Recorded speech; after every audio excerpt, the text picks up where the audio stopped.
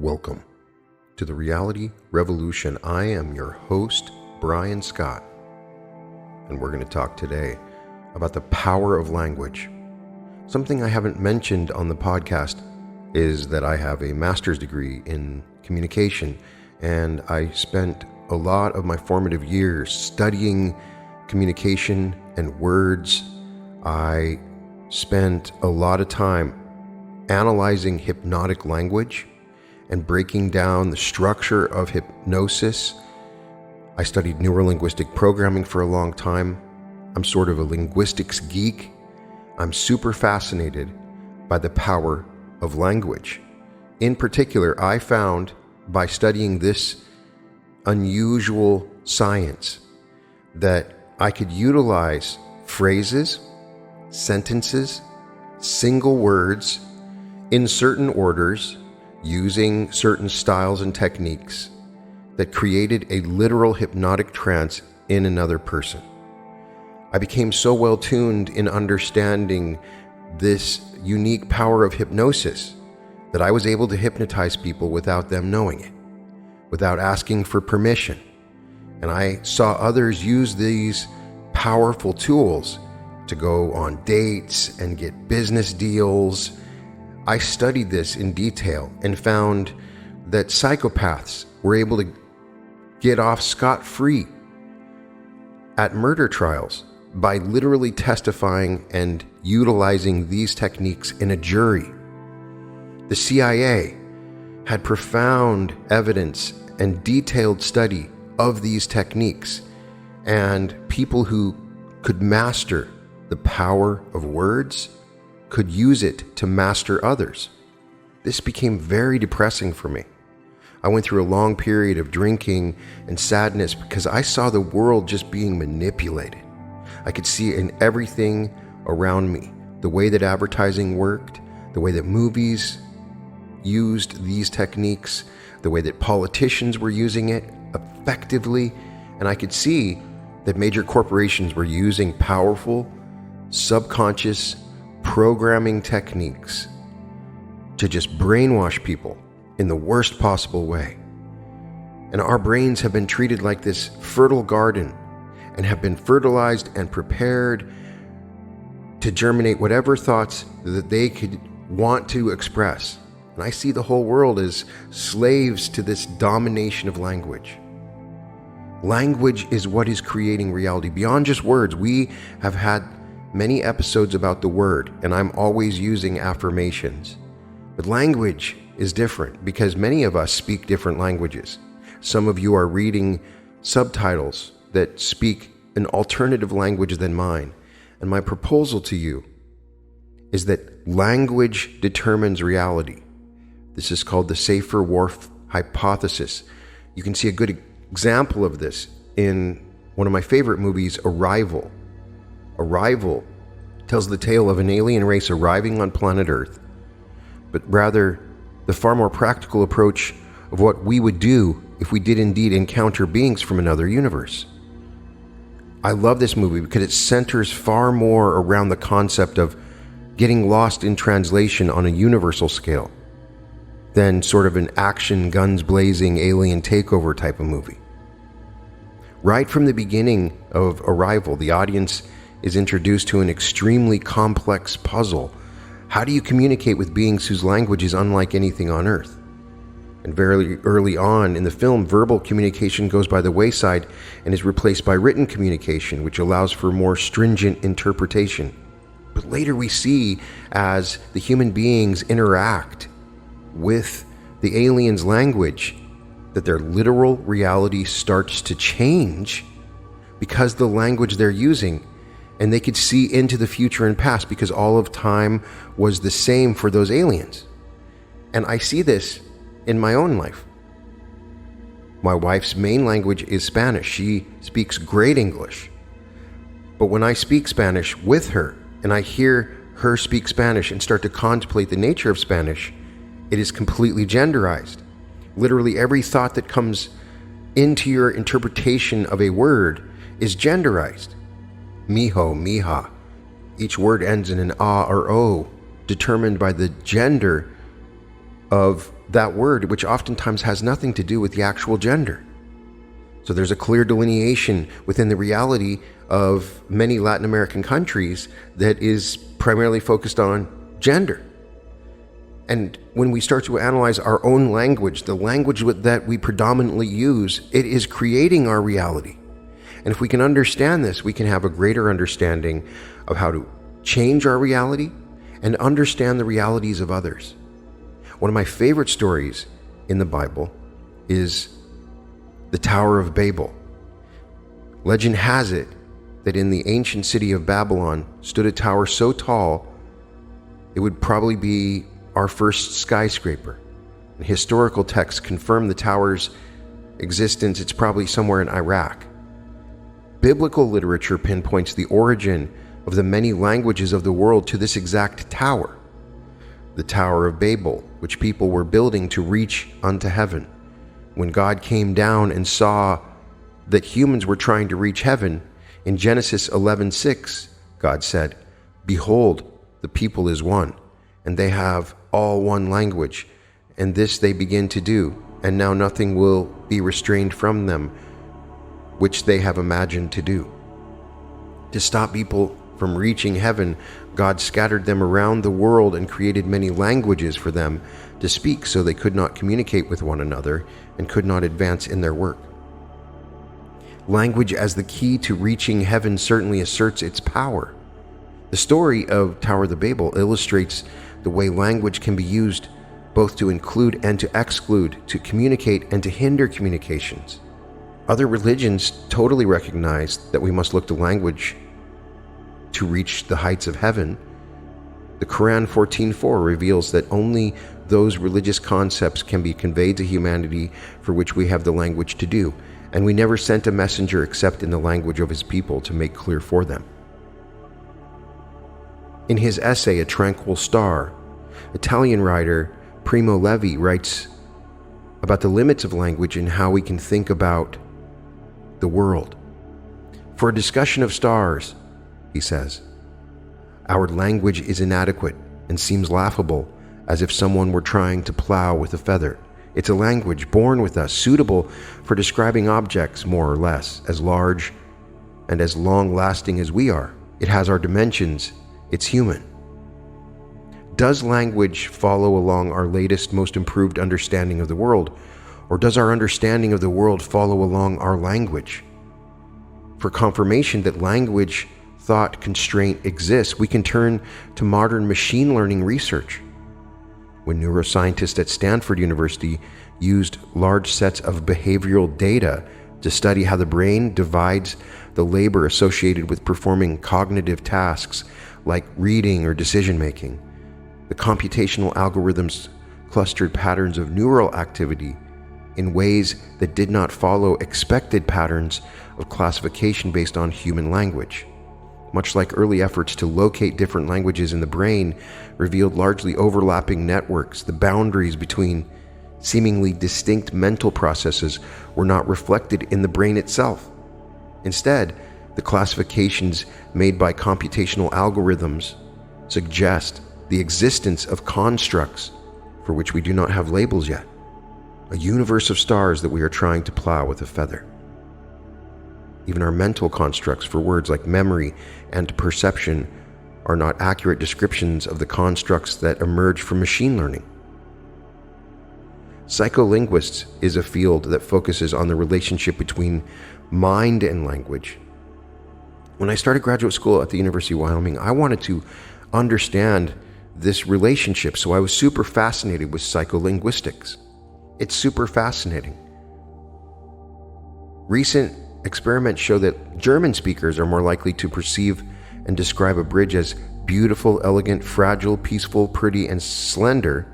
Spanish speakers are more likely to perceive and describe the same bridge as big, dangerous, long, strong, sturdy, and towering.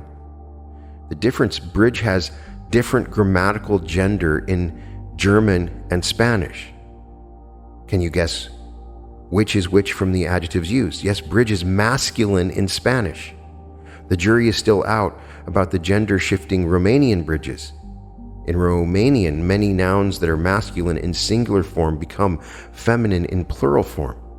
The extent to which grammatical gender of inanimate objects influence how we think about objects bears relevance to modern debates about the use of gender pronouns and gender language more broadly, precisely because gender pronouns are so effective at generating implicit associations that influence people's perceptions of themselves and others. For instance, when I use mankind, which a lot of those old New Thought authors, and I even catch myself doing it, some people are influenced by that in certain ways. It creates certain images in their mind when I say man or humanity in difference. But understanding the power of language makes you more aware when you are being manipulated by others through words, whether those others are politicians, advertisers, lawyers, co-workers, scammers, or family members. People are paid a great deal of money to manipulate language in a way that makes one buy specific products, vote a particular way, or render certain verdicts. And when you know multiple languages, you're more attuned to how words make you feel because you already have firsthand experience with subtle linguistic variations. Failure to account for the differences between languages can lead to devastating results. NASA's Mars Climate Orbiter burned into pieces, and hundreds of millions of dollars, years of work, and months of space travel were lost, all because someone did not convert the measurement units from the English system to the metric system. But an even more tragic mistranslation, or at least misinterpretation, can be found in the United States National Security Agency's unclassified documents. In 1945, when Allied leaders met in Germany at the end of the Second World War, Truman, Churchill, Stalin, and Chiang Kai-shek sent the Japanese Premier Kantaro Suzuki a declaration of surrender terms, asking that Japan surrender unconditionally. The declaration also stated that any negative answer would elicit prompt and utter destruction. When reporters questioned the Premier Suzuki about his reaction, he replied with the usual political fallback that he was withholding comment.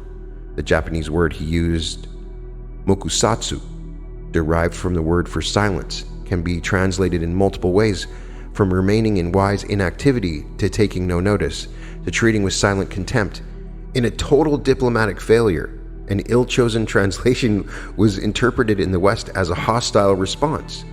The NSA wrote, "The word has other meanings quite different from that intended by Suzuki."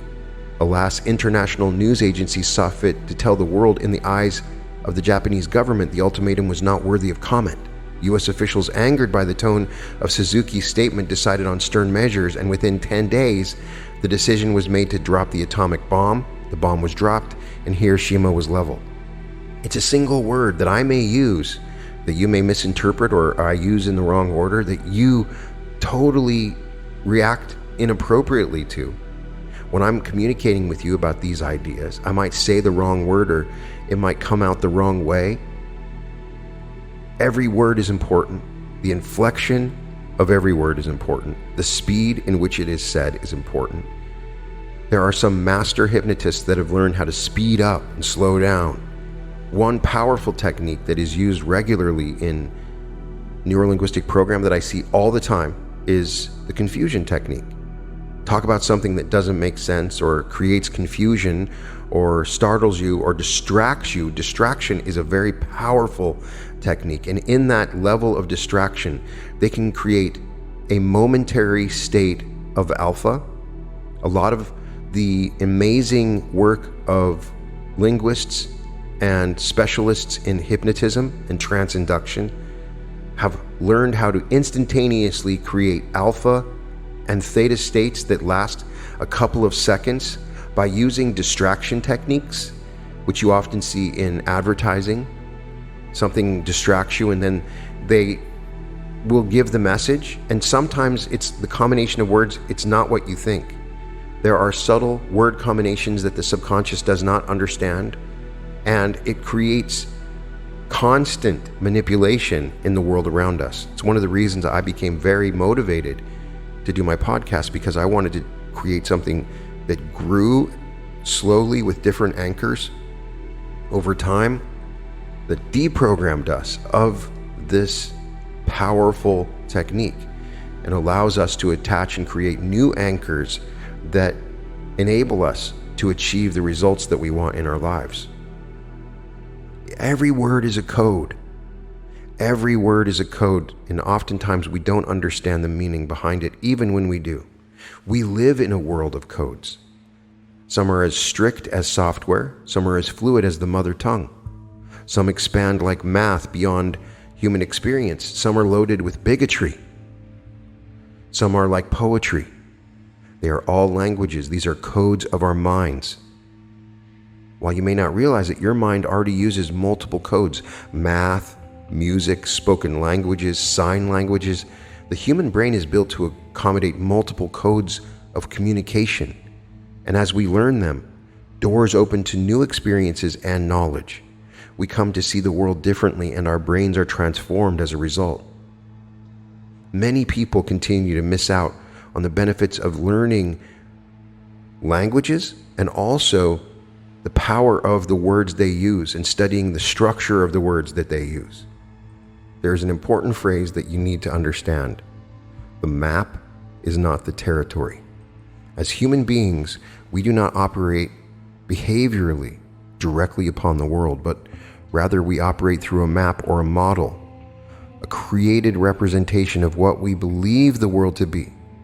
A thorough understanding of how people in general and each person in particular create a representation of the world in which they live will yield many advantages. Among these will be a greater speed in understanding and becoming empathic with someone else, more success with a greater number of people.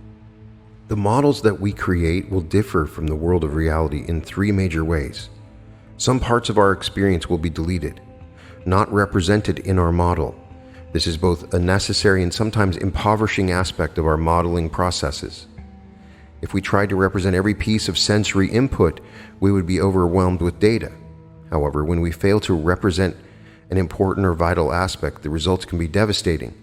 In any event, we do delete parts of our experience when creating models of the world. These deletions and all the processes of modeling go on all the time for the most part, without our conscious awareness. The second way in which our model of the world will be different from the reality that we're in is through distortions. Distortion is a modeling process which allows us to make shifts in our experience of sensory data. For example, we can fantasize a green cow, even though we have never experienced one with our senses. We can distort our experience and plan the future by imagining that is now. This modeling process can be an asset or a liability depending upon how it is used. The third process of modeling is generalization. This is the process by which one element of our language and model of the world comes to represent an entire category of which it is only one example. This allows us to know that when we read a book, by moving our eyes from left to right, we will be able to extract the content. When we are confronted with a door, just like any other door, even though we have not seen this particular door before, we make the assumption that it will open by the same process. We have used before generalizations in our model of the world allow us to operate more efficiently from context to context. Generalization allows us to keep recoding our experiences within our map at higher levels of patterning. This makes possible the advances in knowledge and technology in all areas of human functioning. So far up to this point, as far as I know, the most thoroughly studied and best understood of the human representational systems is natural language. There are structures to language. First of all, you have the actual sound of the words, and that's the surface structure. And then you have the meaning, which is the deep structure. When a person utters the sentence, "the window was broken," the surface structure is the representation of the actual sounds being made by the person speaking. In the case of a written representation, the words written.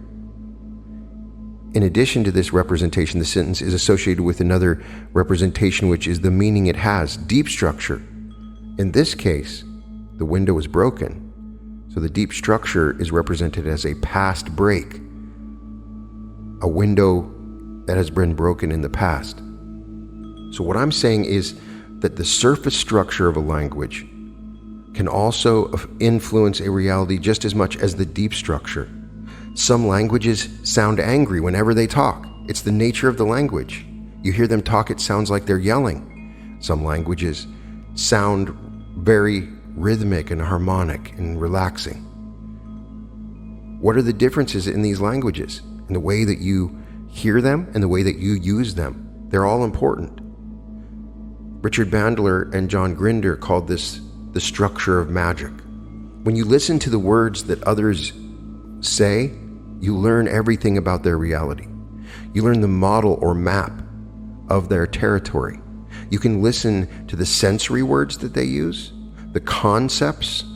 You can get an idea of the deep structure of their meaning. You can listen to their accent, which oftentimes indicates where they're from, their level of intelligence, what their political beliefs are. You can listen to all those things, the words that they use. Now, especially on social media, you hear key cultural phrases that people use, sometimes with political movements or social movements or songs that people hear, and you can completely understand more about a person. And the other half of the power of language is the power of listening. I made a choice in my life, and I said, I'm not going to use this language and these techniques to manipulate others. And this was a big choice for me. I struggled with it because I could use it to become a better salesperson. I could use it to become a lawyer and win big cases. I knew for sure that I could do those things. I had already seen its effectiveness with others, and I knew that I couldn't continue manipulating people because it was like completely brainwashing somebody. I could use words and they would do things that they wouldn't want to do. I could convince somebody with my words to do something that they would not normally want to do. That's why you see all the time, the CIA are masters at this. They have studied the use of language, and they can take certain individuals and they can use these language techniques and they can convince them to bomb, to infiltrate, to attack. It's being done to us all the time. All the time. And it was a hard choice for me because it meant, in my particular case, a loss of income. I had to make that choice. I become very efficient in the mortgage business and in other sales environments where I could sell anything using these techniques. It didn't feel right. It was not right. I could use these techniques on myself, and I could use it for the power of good only on a very basic level with their permission. But I know there are those out there that have become masters in the use of hypnosis and language that are manipulating us now using certain hypnotic patterns and anchoring. And that's why you see when people listen to someone for a long, long time, particularly a politician or an influencer, and people are like, why are they following him? What's the big deal? When you start to listen to someone for a long time, they can create anchors from previous experiences, from previous environments. They can make you laugh, they can make you cry, they can start to use these anchors, so they literally manipulate you like a puppet when you're open to what they're saying, and it's not okay. We see it all the time. We have these movements that get started when people start using these forces of language. And I believe that pendulums, like we talk about in reality transurfing, pendulums, energetic structures, when a lot of people are thinking the same thought, they form primarily through language in many cases. Language becomes the key fuel for different pendulums. And you can start to understand the pendulums around you by words and key phrases that you see.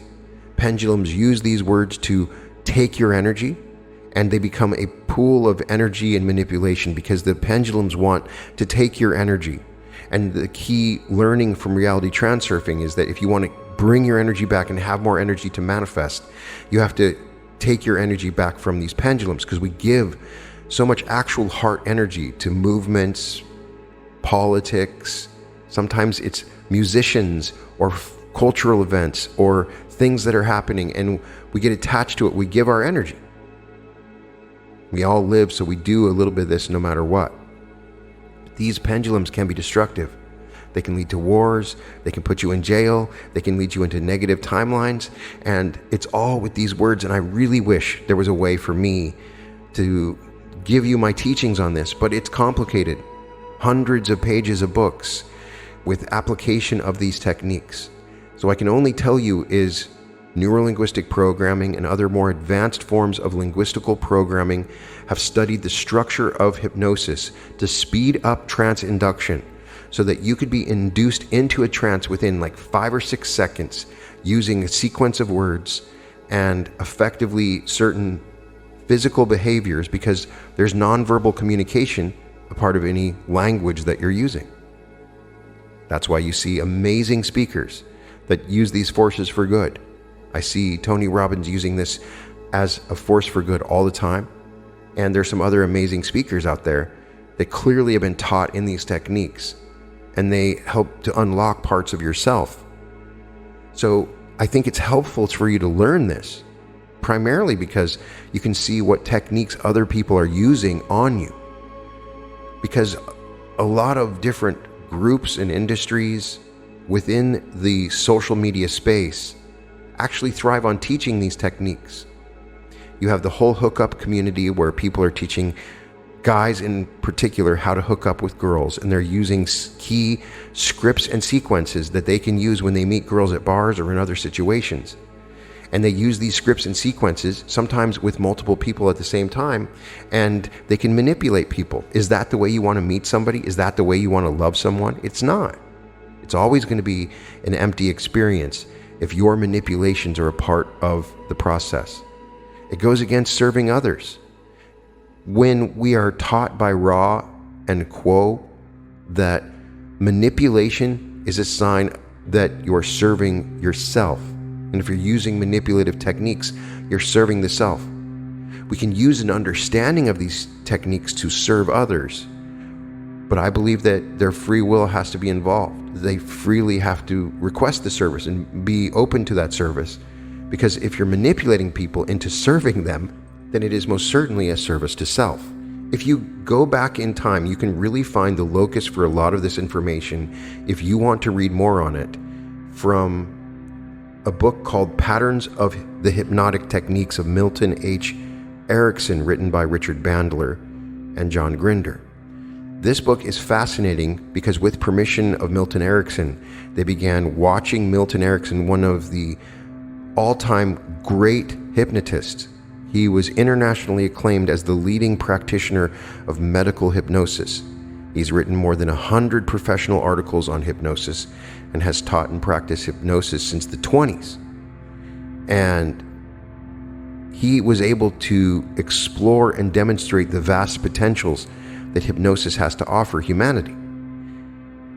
Because of certain setbacks, there were times when Erickson was using these techniques when he was almost paralyzed. And so he primarily had to use words. And so when they monitored him, it was truly transformational. Clients would go into Milton Erickson and would leave very quickly, and their life would be changed forever. How was he able to perform these therapeutic changes using hypnotic techniques so quickly? And in almost all cases, they didn't know they were being hypnotized. It happened automatically, and he would use pattern interruption and certain keywords focused on their representational systems. He would create anchors and then would apply certain commands to the subconscious, and people would overcome drug abuse and major problems using this technique.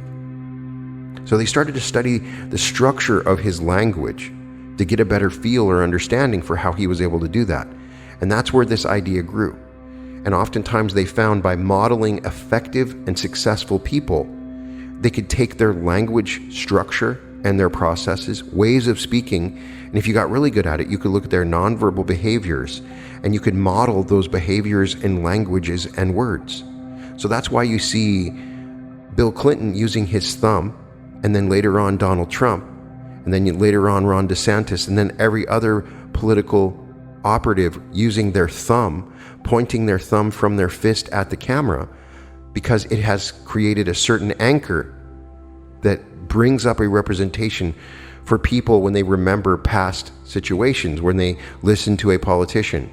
And if you look at more subtly, these very good public speakers, in many cases, are using certain anchoring techniques, anchoring high emotional states with words, and then recreating these words in different environments, literally learning how to control someone's emotional state. They applied these techniques and looked at his particular language structure in symptom correction and pain control, literally removing people's pain after surgeries and other really interesting situations. This is a time-honored idea that the structure and nature of our language is determining our reality. Emanuel Swedenborg stated this several times in his writings. So right now, people that are speaking other languages than the language that you speak are literally experiencing reality differently. And some studies have shown that they experience colors differently. Imagine we are living with people that are seeing and experiencing and feeling the world and thinking about the world, because thoughts create reality, that are completely in different realities and understandings and levels of consciousness because of the language that they're speaking. And if you can tune into this and understand this powerful idea, that language is actually separating you from our oneness, and you understand that all are one, experiencing reality in different sort of reality bubbles based upon our language. It's interesting, bilingual people have been found to have different linguistic, cognitive, and neural architectures than people who speak only one language. Research is showing more and more that the brains of people that speak different languages are completely different. Language makes people different, bringing to the forefront different aspects of themselves, turning on different identities. So I'm saying you can change your reality by integrating different language models and considering the power of words. So I recommend that, number one, if you can, take a class, take a foreign language class at some university or community college. Secondly, use a language learning app. Babbel is a great language learning app. Third, travel, immerse yourself in other cultures. It provides an excellent opportunity to learn other languages, and it changes the structure of your brain. Develop relationships with speakers of other languages. It's been great to have a wife that speaks Spanish. Make it a habit to work and think about the way that our language is uniquely influencing your reality. Use mnemonics. Mnemonics refers to techniques that improve and assist memory. There are many mnemonic techniques available to choose from, but one that language learners find especially helpful is creating connections between words they already know and new words they are learning. Find a pattern, find the patterns in your own speech, and find patterns that work for you. Increase your language quantity, adding more words from more languages and greater different structures of language all the time. I would recommend that you increase your language quality, the quality of linguistic input. It influences the outcome of the world around us. But at the same time, understand that we must listen. We must not react to words that people say, because oftentimes they don't actually mean what they're saying. Don't be so reactive immediately to words that people say, even if they speak your same language. Listen empathically to people. Prepare yourself to listen. Become an active listener. Smile, give eye contact. Show a body language that you're listening. You can remember things that people told you and you can tell them back, and so that often shows that you're listening. You can ask questions. If you don't understand something, you can clarify. You can paraphrase. That's a way to active listening. You can reflect the meaning back to someone, but listen to what people are saying.